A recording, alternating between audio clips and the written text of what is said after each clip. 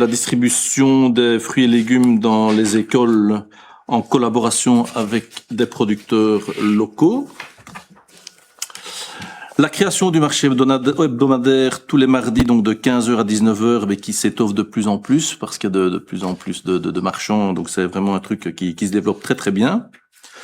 Le budget participatif, donc toujours un montant de 20 000 euros qui a été attribué cette année et qui a même demandé passage au vote de la population parce qu'on dépassait les 20 000 euros.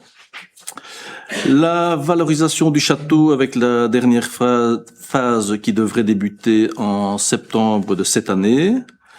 L'aménagement de la place Saint-Vincent dont la réception provisoire a également été réalisée fin de l'année passée, je crois. Oui. Et alors, en 2025, il y a eu 6 réunions de la CLDR. Voilà en gros le résumé. Je sais pas s'il y a des questions. Pour moi, il y a pas de question. Simplement redire, mais vous savez bien à quel point je trouve que c'est un outil qui est magnifique parce que clairement, alors évidemment par rapport aux finances communales, il a la grande chance d'être subsidié quand même assez correctement, mais c'est surtout parce que ce sont les citoyens qui viennent avec des projets qu'ils veulent développer. Et ça, je trouve que c'est bien dans des communes comme les nôtres où on leur donne la parole, ils peuvent vraiment venir donner on a la composition tout à l'heure, mais ça, je trouve c'est vraiment très très bien comme démarche le PCDR. Évidemment, quand on regarde le rapport, on voit que beaucoup des projets datent. Et donc, c'est sûr que sur le nombre d'années en termes de réalisation, ça c'est sans doute un bémol. Parce que quand on dépose des envies, des idées, on a envie qu'ils se concrétisent sans doute plus rapidement. Et ça, c'est quand même souvent une déception pour la population. la nouvelle opération développement rural. On a maintenant cette fondation rurale de Wallonie qui est désignée, donc on doit avoir nous une réunion avec la fondation et le bureau d'études pour fixer le planning. Donc on verra donc avec eux deux, puisque c'est une bonne nouvelle la fondation de Wallonie, mais c'est une nouvelle qui vient d'arriver, et donc maintenant il faut que le bureau d'études qui n'était pas spécialement à l'origine prévu qu'il collabore avec la fondation, devra maintenant adapter aussi sa démarche pour bien se répartir donc les tâches entre le bureau d'études, la fondation et les services.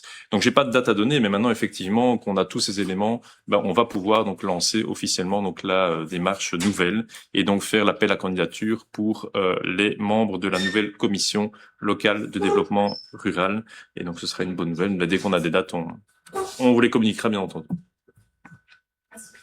Encore des remarques, des questions, plus?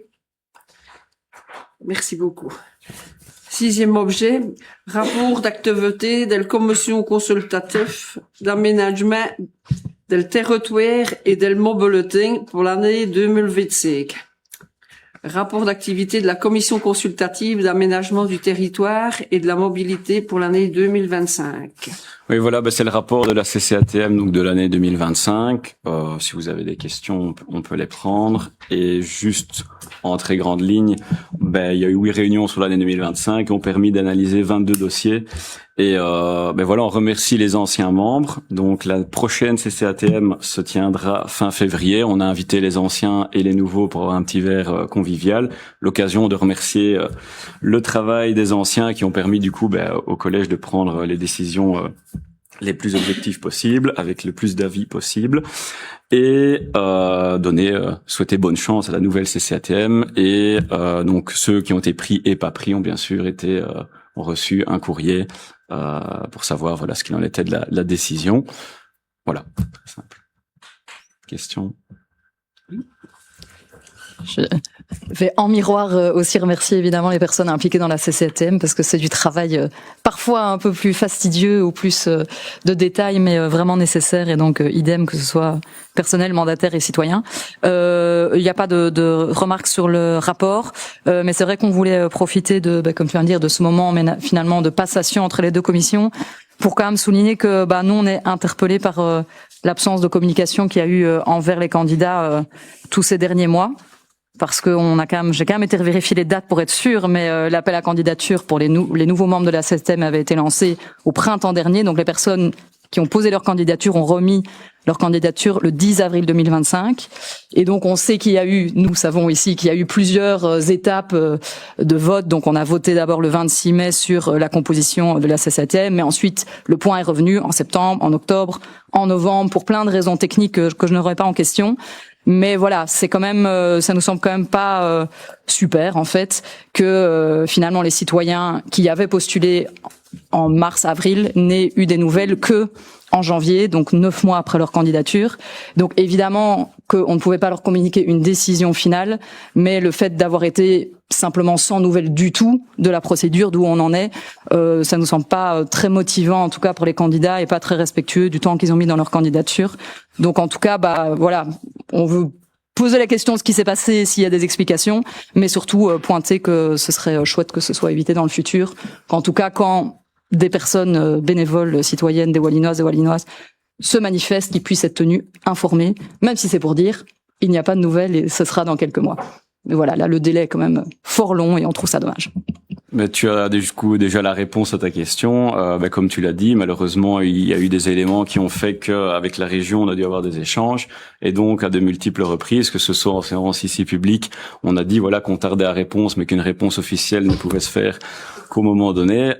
Et de la même manière, s'il y avait des gens qui contactaient Nathalie, parce que c'est elle en l'occurrence qui gère la CCATM, elle leur répondait, elle leur expliquait la situation. Donc, s'il y avait des éléments à communiquer, aucun souci. Et les nouveaux membres sont de toute façon très motivés pour la suite, malgré ce petit retard de communication. D'autres questions, d'autres remarques? Non? Merci beaucoup. On passe au 7e objet. Celui-là, je défie Michel et Joseph de le traduire en wallon. Marché public de services relatifs à une mission de hauteur de projet pour la révision du schéma de développement communal. Demande de subvention régionale complémentaire dans le cadre de l'avenant sollicité par le bureau adjudicataire pour le volet d'optimisation spatiale. Là, voilà. Là, celui qui est traduit en wallon, il est fort. En néerlandais, mais non plus loin. Là, je dirais pas. Comme tu dis, ce serait un exercice, je vais m'y défier avec Michel la prochaine fois que je le vois. Ici, comme Bernadette le dit, c'est lié au schéma de développement communal, donc c'est une partie administrative, mais qui est intéressante pour avoir un subside. Dans le cas du SDC, eh bien, dernièrement, il y a quand même déjà quelques mois, il y a eu le SDT qui vient d'apparaître, donc schéma de développement territorial. La modification du code été, donc du code et du SDT la modification fait que nous avons dû adapter certaines choses, et donc c'était un avenant qui est déjà passé au Conseil, je pense, au mois de décembre, si je me trompe.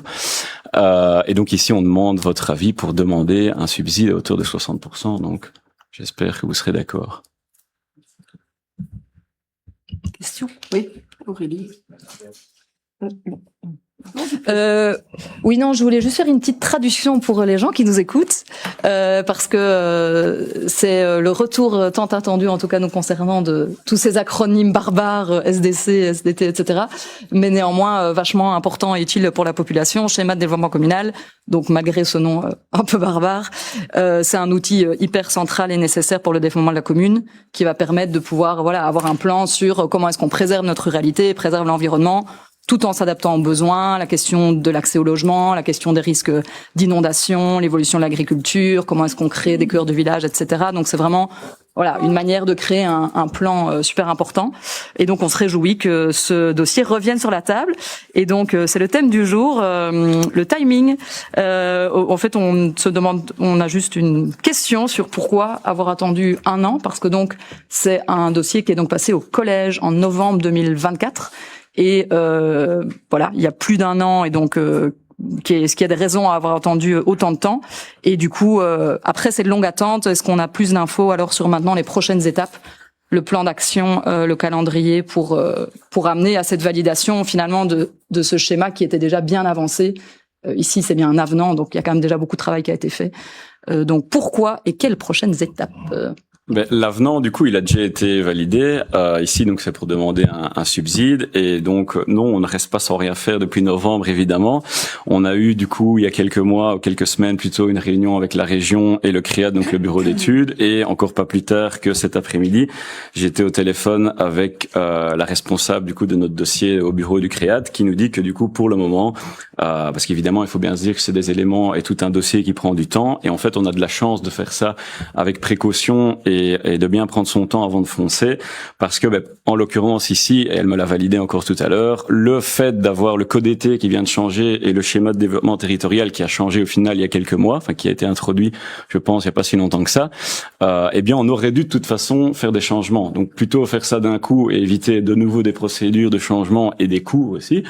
Donc c'est intéressant de cette part-là. Et du coup, ils sont en train de faire différents scénarios, notamment au niveau des centralités et autres, de mettre en œuvre, de terminer, de transposer ce SDT, donc Wallon à notre commune de Wallin, donc au niveau du schéma de développement communal, et elle nous reviendra quand elle aura plus d'informations. Laurence, tu as des remarques, tu as des questions? Non? C'est bon pour tout le monde? Merci. 8e objet. Puis c'est simplement dire qu'on va faire des travaux à l'école de Touraine. On va l'agrandir. Donc voilà. En wallon, c'est vite résumé.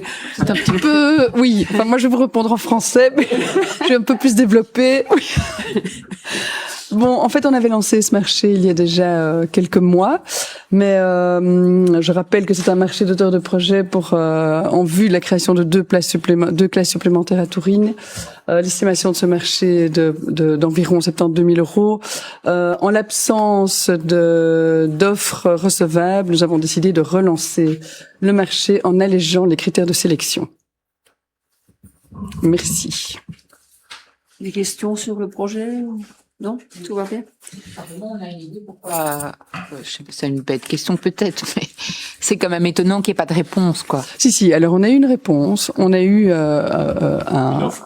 une offre, un soumissionnaire qui a répondu, mais malheureusement, il ne répondait pas aux critères de sélection. C'est pour ça qu'on a revu ces critères de sélection.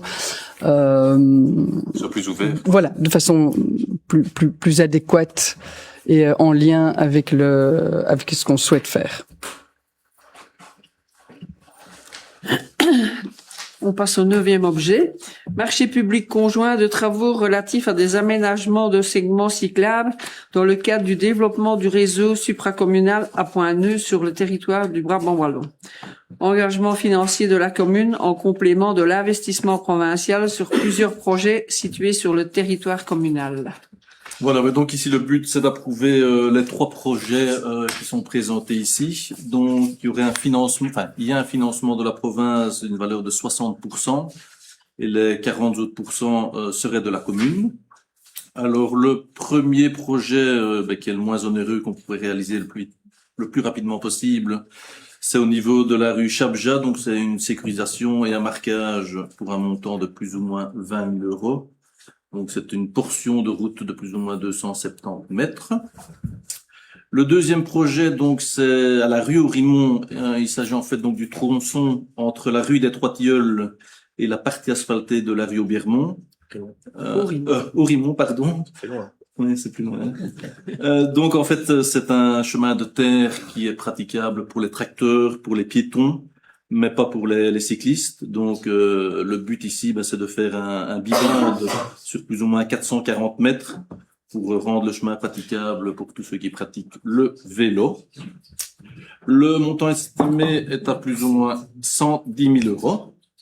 Et alors le troisième projet, c'est la piste cyclable au niveau de la rue Chefqueux. Le but ce serait de l'élargir, donc de plus ou moins 60 cm, pour que les vélos puissent se croiser et rouler sans problème. La difficulté, c'est les endroits où les champs sont en contrebas. Donc là, il y aura plus de travail. Il faudra mettre des ailes en béton et des choses comme ça. Le budget estimé est à 273 000 €. Voilà. Moi, j'ai juste une question sur la rue Chefqueux. Parce que avec les racines des arbres, c'est aujourd'hui en tout cas c'est déjà assez casse-gueule, si je peux me permettre l'expression. Alors élargir, ouais, mais pour moi il faut un traitement plus de fond que juste un élargissement si on ne veut pas reproduire les mêmes erreurs qui ont été faites il y a quelques années, enfin il y a de nombreuses années maintenant, mais voilà, quand on voit les racines, je vois pas comment on gère ça. Mais la personne qui, si je peux me permettre, qui replante, qui a replanté, avait expliqué lors de je ne sais plus quelle séance qu'en fait elle mettait, ou alors c'était à la CLDR, je ne sais plus, des espèces de guides pour vraiment guider les racines vers le bas et du coup ça ne vient plus déranger ou abîmer la route, etc. Enfin voilà. Je pense que c'était à la CLDR. C'était à la CLDR. C'est une difficulté. Donc, en fait, le schéma ici, donc c'est la province qui va s'occuper de tout. Donc nous ici, on doit juste valider l'engagement financier communal, mais le passage et marché, tous les aspects techniques, etc. Donc c'est la province, et ça fait partie bien entendu des difficultés qu'on leur a communiquées. Donc on sera à eux effectivement de trouver les meilleures solutions pour faire en sorte que l'investissement soit fonctionnel, mais surtout durable. Hein. Donc je pense que sinon ça n'a pas beaucoup de sens. Voilà. Dans un premier temps, voilà.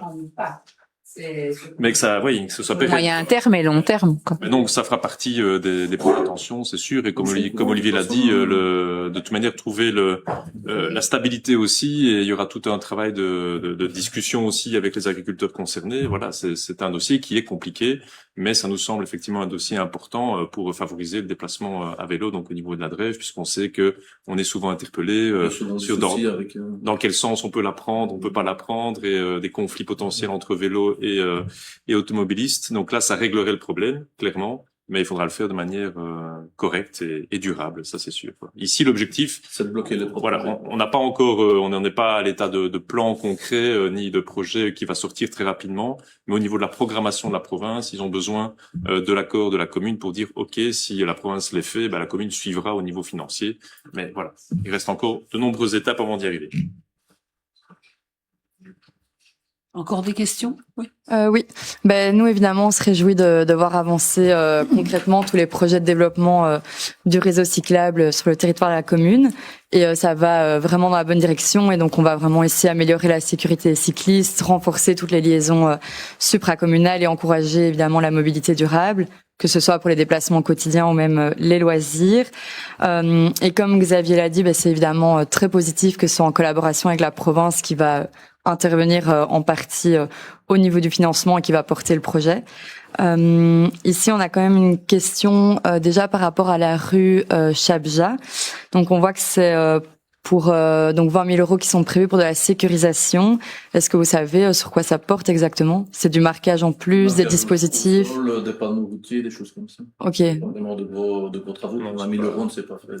Ok. Et Il permet pas de faire énormément de choses au niveau de sa largeur. Donc. Elle n'est pas très large. oui, mais on voulait voir justement est-ce que les 20 000 € couvraient comme travaux. Une piste cyclable, hein. Et peut-être aussi pour la route au niveau de rue Aurimont et de la Drève, oui.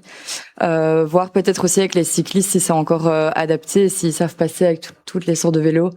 Je sais pas si vous avez consulté un peu les citoyens par rapport à ça, ceux qui utilisent régulièrement la route, enfin la bande. À vélo, c'est pas praticable à part en VTT. Oui, mais la bibande surtout. Aurimont ou Chef-Queue?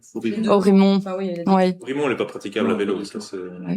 Mais pardon. Ouais. Non, c'est parce c'est vrai qu'il y avait aussi, comme de toute façon comme c'était dit juste avant, c'est que le principe et ça sera encore discuté. Donc j'imagine que j'allais dire le GRAC, mais c'est plus le GRAC. À vélo sera aussi consulté. Mais on remarque notamment maintenant avec genre les vélos cargo et d'autres choses comme ça, il y a aussi des dimensionnements qui changent un peu. Tout ça, mais donc si ça, de toute façon si c'est géré avec la province, j'imagine qu'ils auront aussi, ils ont la vue d'ensemble sur les points nœuds et sur la manière de faire le réseau.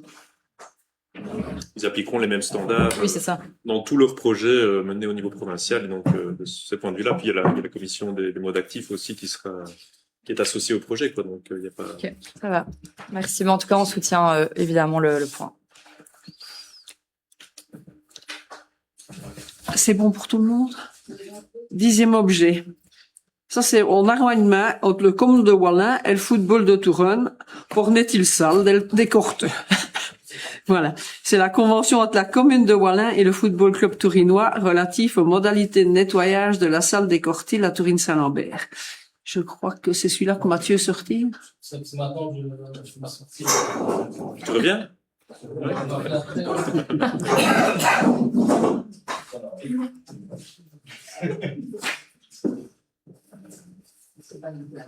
Non. Tu peux expliquer pourquoi, Mathieu, ça? Bon, voilà. Allez, Je suppose que Mathieu est concerné via l'équipe, via l'équipe de Tourine ou le comité de Tourine, voilà.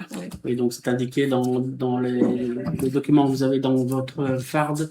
Il y a des amendements par rapport à ce point, en ce sens que Mathieu étant secrétaire du football club tourinois, il doit se retirer, d'autant plus en l'occurrence qu'il sera amené à signer cette convention comme représentant de ce club de football.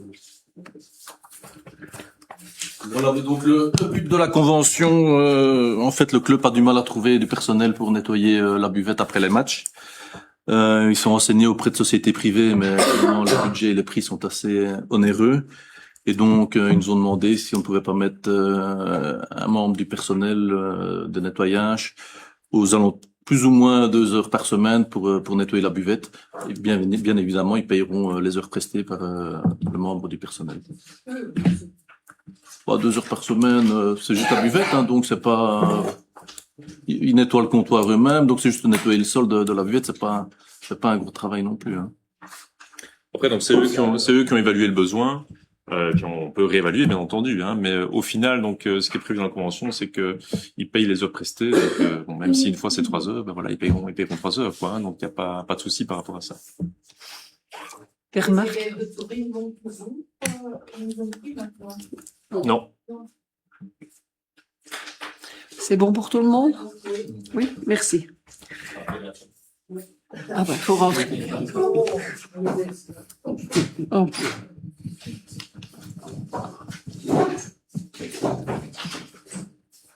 Le 11e objet, c'est la convention de partenariat entre la commune de Wallin et l'ASBL Sport et Santé relative à l'organisation des sessions de printemps et d'automne des programmes Je cours pour ma forme et Je marche pour ma forme à partir de l'année 2026. Ici, rien de spécial. Donc, c'est la reconduction de la convention de Je marche pour ma forme et je cours pour ma forme. En 2025, pour la session de printemps, il y avait 61 participants. Et pour la session d'automne, il y avait 77 participants. Pour Je cours pour ma forme, donc, il y a 3 programmes, 0 à 5 km, de 5 à 10 km et de 10 à 15 km. Donc, bienvenue à tous pour faire du sport. Je l'ai fait il y a 2 ans. Je l'ai fait il y a 2-3 ans. Mais il y a 2 ans. Il y a de la forme quand même. Ça a des effets longs. En pleine forme. C'est bon pour tout le monde. 12e objet, convention entre la commune de Wallin et l'ASBL Ludus Mentis relatif à l'organisation d'ateliers de jeux vidéo coopératifs destinés aux jeunes de 10 à 15 ans chaque mercredi après-midi de l'année scolaire dans les locaux de l'école communale de Wallin. En fait, Bernadette a presque tout dit. Ce n'est que c'est pas en wallon. Ah, Voilà. trop compliqué. Alors, c'est toujours dans un souci d'augmenter l'offre d'activités extrascolaires pour les enfants de notre commune. Alors ça, c'est un projet un peu particulier, un peu novateur. Et tous les parents qui ont des enfants jeunes, adolescents ou adolescents savent à quel point c'est difficile parfois de les arracher à leurs écrans. Alors ici, il propose de les remettre devant des écrans, mais de façon coopérative et favorisant l'entraide justement entre jeunes. Donc l'idée, c'est de réunir des jeunes entre 10 et 15 ans le mercredi après-midi pendant l'année scolaire et d'avoir des petits groupes de 8 à 10 personnes afin de développer des jeux sur l'ordinateur, mais de façon coopérative. Donc, il va d'abord faire un petit échauffement, il va former les équipes, 25 minutes de jeu coopératif, pause active de 20 minutes, on bouge, on discute, et puis on repart pour 25 minutes avec une nouvelle stratégie, et ensuite on fait un débriefing. Donc c'est vraiment aborder le jeu informatique, mais d'une autre façon. Ce qui nous semble, nous, vraiment très intéressant. Alors dans cette convention, il y a une demande à l'organisateur d'une participation financière de 2 € par enfant qui ne serait pas domicilié à Wallin, ce qui est une façon de privilégier aussi, évidemment, les jeunes wallinois qui participeraient à ce stage, à ces activités du mercredi après-midi. Voilà. Ça risque d'avoir le succès. Je pense que ça pourrait avoir du succès. Oui, tout à fait. Alors, mais écoute, ils vont faire les activités. Je pense que c'est quelqu'un qui est, oui, c'est quelqu'un qui est domicilié dans la commune de Wallin. On va pas dire où il habite, mais voilà. Et ces activités auraient lieu à l'école de Wallin Centre. Je pense un peu plus. Oui. Moi, je ne voyais pas juste le montant demandé. 230 € pour 7 semaines, tout matériel fourni. 230 € pour 7 semaines. Oui. Je trouve que c'est, par contre, assez onéreux. Pardon? C'est un peu plus de 30 € pour 2 heures de prise en charge. Oui, je trouve ça onéreux, oui. Enfin, Oui, je sais pas, moi, je trouve pas ça très accessible, oui. Enfin, voilà, je n'ai pas vu. C'est ton avis, De toute façon, ici, on n'a pas de vote à donner, c'est une ratification puisque c'est déjà fait, mais je trouve que 230 €, oui, c'est pas très accessible. Et demander 2 € du coup, enfin voilà, je trouve que c'est pas très accessible. Si je devais faire une remarque, je trouve que l'idée des jeux coopératifs. Alors je pense qu'il y a le matériel est fourni et c'est pas un matériel qui est peu coûteux. Donc voilà, j'imagine que ça participe aussi à justifier le prix demandé. Voilà, moi je rappelle que les personnes souhaitant participer et n'ayant pas la possibilité de le faire peuvent toujours faire une demande au CPS. Il y a aussi des budgets si, il y a des budgets justement pour cela aussi. On a pas de budget, mais on peut le prévoir. Oui. Voilà, on peut le prévoir. Congés, les vacances des enfants et on peut favoriser tout ça ont été supprimés. Pardon? C'est tous les enfants de Wallin. Ils sont domiciliés sur la commune de Wallin. Ah non, d'autres enfants peuvent aussi y participer. Simplement, si on n'est pas domicilié à Wallin, l'organisateur du groupe devra rétribuer la commune de 2 € par enfant et par jour. Oui, bien sûr. Enfin, ceux qui ont entre 10 et 15 ans. J'ai envie de le faire aussi. Oui. Mais il faut avoir entre 10 et 15 ans. Pas d'obligation. Voilà. C'est une nouvelle offre, voilà, effectivement, on verra, voilà. On évaluera. Hein, et c'est une offre un peu novatrice aussi. Hein. Moi, je trouve que voilà, c'est bien d'en avoir pour tous les goûts. D'autres questions? Non? Eh ben voilà. C'est déjà fini. Merci à Torto de nos aboués suiveux. Nous, on a encore Le question avant que ça se finisse. Le 13e objet est annulé. Ah, oui. Reporté. Reporté. Pas annulé, mais reporté. Nous, on a encore 2 petites questions avant de finir la séance. Juste une question pour qu'on puisse répondre aux citoyens qui nous posent la question. Il y en a plusieurs qui nous ont signalé que les lampes restaient encore allumées près de chez eux. On sait que durant les fêtes, c'était prévu que ça reste allumé durant la nuit et qu'ensuite on repasse au système d'extinction nocturne comme ça avait été confirmé par l'enquête. Donc on voulait juste savoir la raison actuelle et comme ça on peut aussi nous répondre à ceux qui nous posent la question. On a communiqué sur le sujet donc dans nos différents médias et c'est simplement Orez qui doit adapter définitivement les techniques en lien avec justement donc ce choix qui a été fait donc par la population et ils ont prévenu que ça pouvait encore durer jusqu'au mois de mars. Donc si après le mois de mars il y a encore des difficultés, des choses qui ne paraissent pas normales, alors là on réinterpellera Orez par rapport à ces situations. Et alors, deuxième petite question, on voulait juste savoir où en était l'évaluation ou l'enquête par rapport à la gestion des déchets dans les parcs à conteneurs depuis l'entrée en vigueur donc des nouvelles règles il y a 1 an. Est-ce que une enquête donc a été réalisée? Est-ce qu'elle est disponible ou? Alors l'enquête est pour le moment en construction. Okay. Avec le CPCP, on a bien avancé. L'idée, c'est de la publier dans le courant du mois de mars. Peut-être avril si on prend un peu de retard, mais normalement, ça doit être dans le courant du mois de mars. Donc la publication, on n'a encore aucun chiffre. Non, tout à fait. La publication n'a pas encore eu lieu, mais bon, voilà, il faut que ce soit fait correctement, donc ça demande un certain temps aussi. Ok. Il y a rien de l'INBW. En fait, je pense, est-ce que c'est pas Mélanie, c'était pas toi? Je sais qu'on avait parlé il y avait 2 choses différentes. On avait parlé il y a quelques mois, quand on avait parlé des dépôts sauvages, on posait la question, tiens, est-ce qu'il y a eu un effet? Et je pense que tu avais évoqué le fait que l'INBW allait aussi évaluer les changements de parcs à conteneurs, enfin, les changements de règles, ou alors je confonds. Non, il demandait des statistiques par commune, en fait, que les communes c'est ça, voilà. ici, fin janvier. Donc, les chiffres vont arriver, mais c'est ça, mais donc c'est juste des statistiques sur les dépôts sauvages. Oui. Ok. Mais donc ce sera intéressant, j'imagine, d'aussi tenir compte de ça. Mais en parallèle, alors l'enquête est en développement.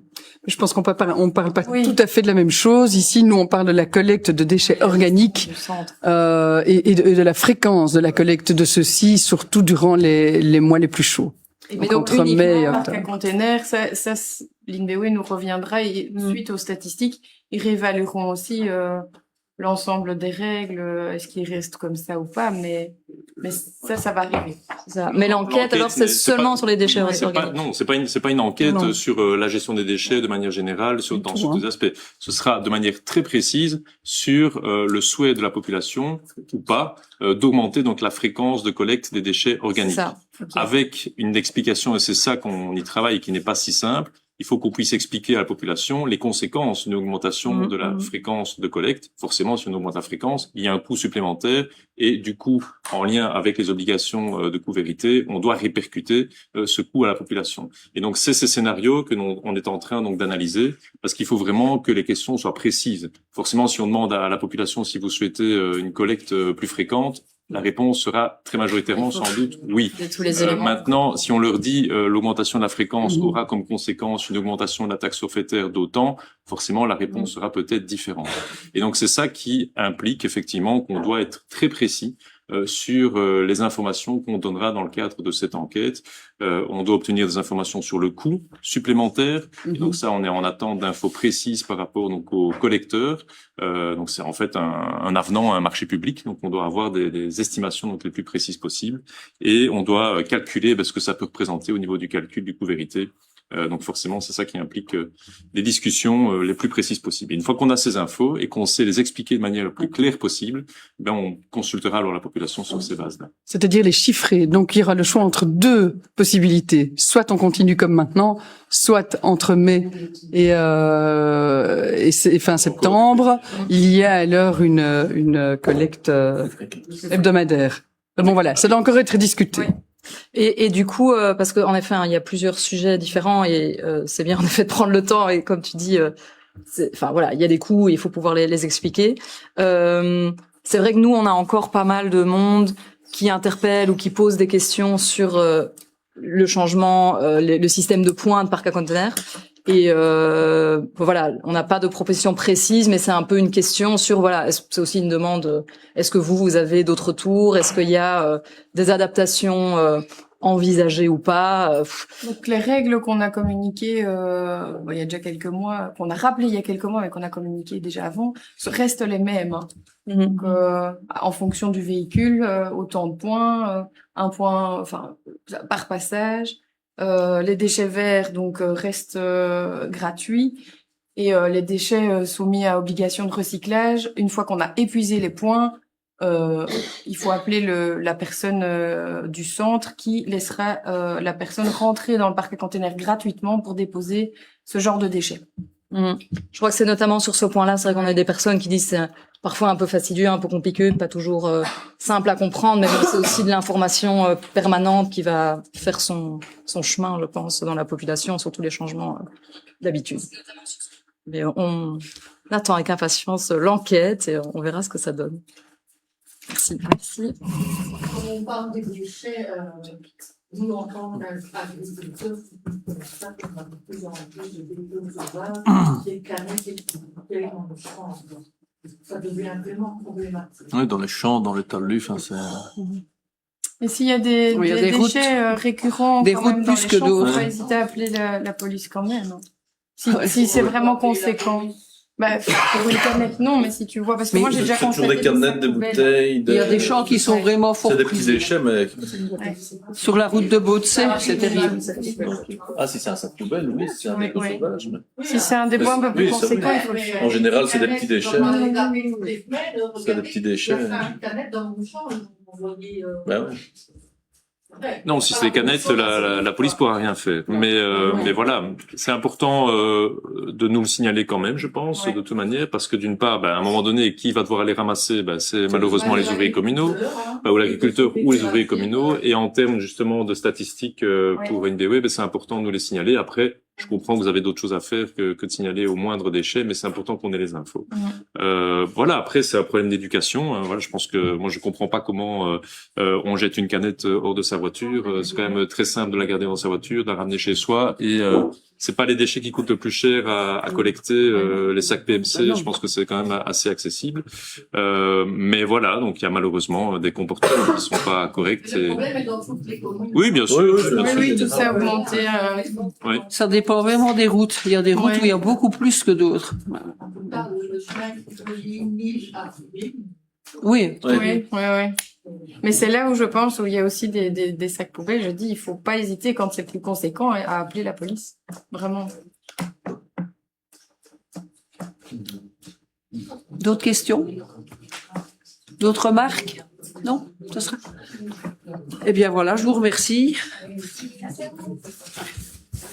la séance publique du conseil communal se termine. Merci beaucoup au public, merci à tout le monde et bonne soirée. Bonne soirée, merci. Je voudrais